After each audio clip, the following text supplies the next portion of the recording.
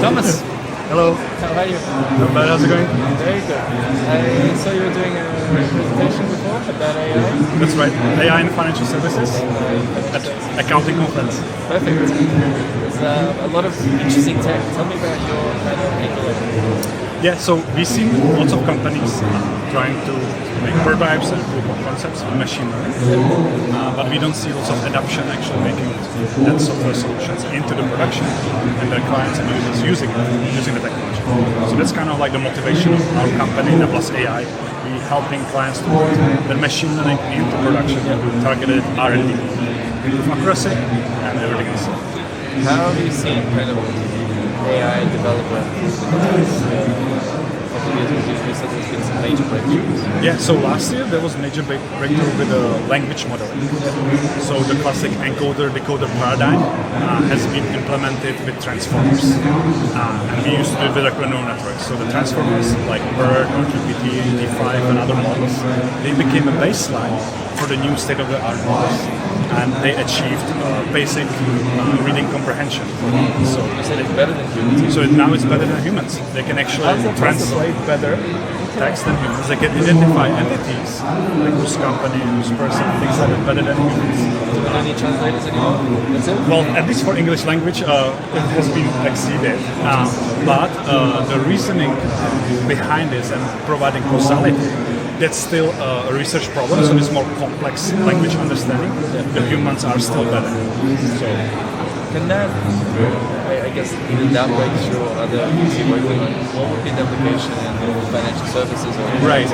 So banks, let's look at the last year what happened in the market, and banks have been already using those transformers to do basic things like sentiment analysis, looking at the temperature of market, if something goes up or down, looking what people say on social media about their product, right? So they were able to process text data, sequences, and using these models for them. And to assess sentiment? To assess sentiment on the market, maybe about their company. And even in their operations, when they're looking at the risk, trying to identify risk, or maybe transactions, anomalies. Exactly. That's where anomalies comes in, anomaly detection. So you can use it for auditing? Exactly. In auditing, looking at the fraudulent transactions.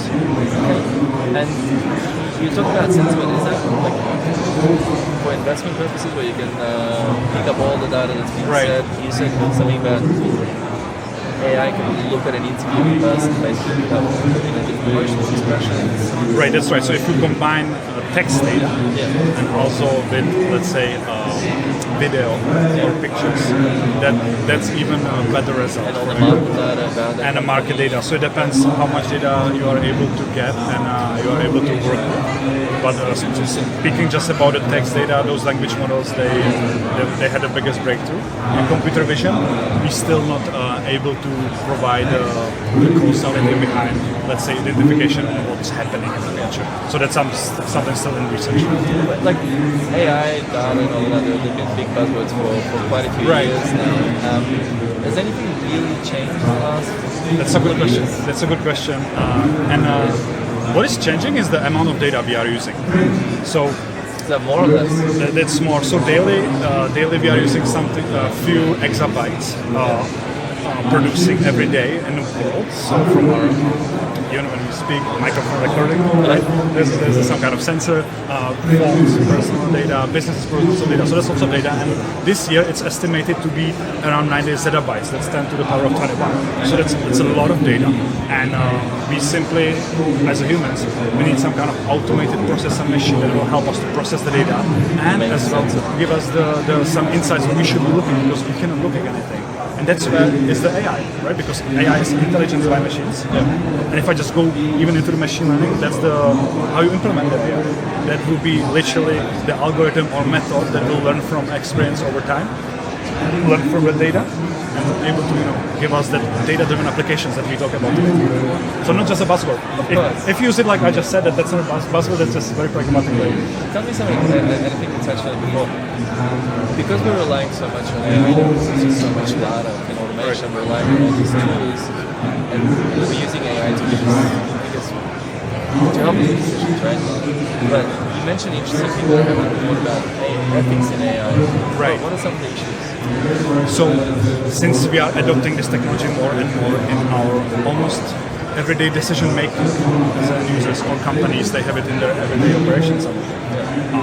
There comes this risk we haven't been, for some reason, addressing applications in general before the software, which was about, hey, is the decision basic, this stuff, like, is it ethical, is it transparent, is it fair? And is it accountable? Can I actually scrutinize this in front of the court? Yeah. So that's some kind of So the bias. So this thing, for example, in the United States, there's all the law that when you produce a machine learning algorithm, it needs to be scrutable. So if you put it to the court, you need to explain for all the purposes how it happened. In Europe, we have something about transparency. So when you give users recommendation, and that could be even like a Netflix, it's a recommendation engine, right? And when user asks to give me, how did you come up with this recommendation? Yeah. So you need to transparently explain that. Is it actually possible to do it? Yes, absolutely. Is it self-learning machine? It is very possible. It depends how, if you know what you're doing. That's a problem here with if you see lots of hype, any new technology like that in terms of digital transformation. There's always some hype cycle, right? People adopt it and they make it available for everyone, which is great because technology should be free and available for everyone. But there should be some framework or governance because it impacts our lives. Well, we talked before, like HR tech, for example. Yes. There's so many companies using AI just to streamline and make it faster for them to choose people, and there's all these people applying. Right. AI just tells them based on either video interviews, resumes, LinkedIn profiles, any data, whether that person should be interviewed or not. But because AI is based on past human decisions, right, you have inherent biases that just keep getting replicated, right? How do you overcome that? So that's the thing. You need to be machine learning expert and be domain expert. So those two things here. And that's hard to get. So we see lots of data science people, but really being expert in a domain, so know why I'm doing something, and also being expert in the technology. That's really hard, right? Just need to collaborate. At least you need to collaborate in some team, and in this HR tech, that's a perfect example. You can identify sources, you can see biases there, right? And machine learning itself, you can also test machine algorithms for transparency purposes, models like Lime and other models. So it is that. Everything is there, it's possible, but maybe from a legal perspective, since maybe in Australia we actually don't have this in a law as of now, then it needs to be explainable, hasn't been passed yet, it's just proposed. Yeah, in AI ethics, it's not behind, it's actually doing very good progress on introducing this AI ethics framework in companies that has been introduced, but it hasn't been passed into law like in Europe in some shape or in states. But once it will be, then you will have no other choice than to actually go and invest that effort of making it ethical system, because you don't have that need as a company right now. It's more like Do you see, I guess, any particular things that, say 5 or 10 years from now, how will AI and its applications be different to what? Right. So we are right now at the transition. Let's say if you look at in financial services, if you look how systems were designed before, it was really like a human-driven processes in terms of accountant going through the spreadsheets, eyeballing stuff, crunching numbers, right? Then we actually were able to shift into rule-driven processes. So we had some automated workflow systems, accounting systems, payment systems. But it's still a bias on our view how we design it. So right now what we're doing, we actually transition to data-driven systems. So we're trying to put machine learning into those rule-driven processes and help us with decision making.